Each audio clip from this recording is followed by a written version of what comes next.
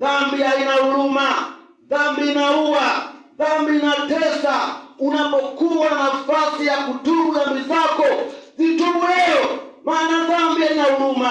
Usicheze na dhambi. Dhambi haichekelei mtu, maana dhambi inajua kwamba maisha yako ni mafupi. Dhambi inakwambia subiri, utaacha dhambi yako, utatubu dhambi yako. Kama una nafasi ya kumpa Yesu maisha yako, mpatie leo, maana hujui kesho yako. Kama una nafasi ya kumwambia Yesu akusamehe dhambi zako, mpatie leo. Kama una nafasi ya kuacha maisha ya dunia hii na kumfuata Yesu, fanya hivyo sasa. Kama una nafasi ya kumchagua Yesu kuwa Bwana na Mwokozi wa maisha yako, mchague leo. Tena leo Yesu anakuita, Yesu ananiita. Yesu anasema kimbia kutoka dhambini. Yesu anatuita tukimbie, maana anakuja tena.